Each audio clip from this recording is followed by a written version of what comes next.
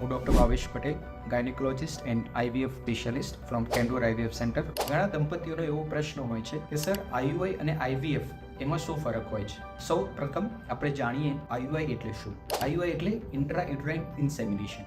આ પદ્ધતિની અંદર વાઇફને અમુક મેડિસિન્સ અને ઇન્જેક્શન આપી સારી ક્વોલિટીના સ્ત્રીબીજ બનાવવામાં આવતા હોય છે અને સ્ત્રીબીજ જ્યારે છૂટું પડવાનું હોય એ સમય દરમિયાન હસબન્ડના સિમેન સેમ્પલ લઈ ડેન્સિટી ગ્રેડિયન્ટ ટેકનિકથી સિમેન પ્રિપેરેશન કરવામાં આવે છે, જેના અંદર સ્પર્મની ક્વોલિટી અને મોટિલિટી ઇમ્પ્રૂવ થતી હોય છે અને આ સેમ્પલને ગર્ભાશયના મુખ દ્વારા પ્લાસ્ટિક કેન્યુલા વડે ગર્ભાશયની અંદર મૂકવામાં આવતું હોય છે.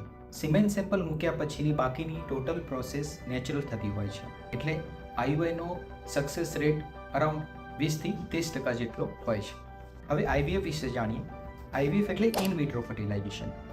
IVFની અંદર વાઇફને હોર્મોન ઇન્જેક્શન્સ આપીને સ્ત્રીબીજ બનાવવામાં આવતા હોય છે અને એ સ્ત્રીબીજને શરીરની બહાર લઈ શુક્રાણુ સાથે મિક્સ કરી એટલે કે ICSI પ્રોસેસ દ્વારા એને મિક્સ કરવામાં આવતું હોય છે. ICSI પ્રોસેસથી બનેલા સારી ક્વોલિટીના એમ્બ્રિયો કેથેટર વડે યુટ્રસની અંદર મૂકવામાં આવતા હોય છે.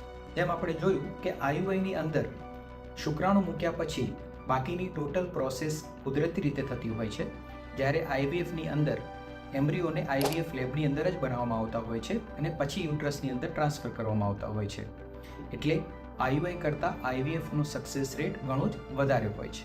IVFની અંદર બ્લાસ્ટોસિસ એટલે કે ડે 5 એમ્બ્રિયો ટ્રાન્સફર શું છે એની વધુ માહિતી માટે ડિસ્ક્રિપ્શનમાં આપેલ લિંકમાં તમે વિડીયો જોઈ શકો છો. Thank you.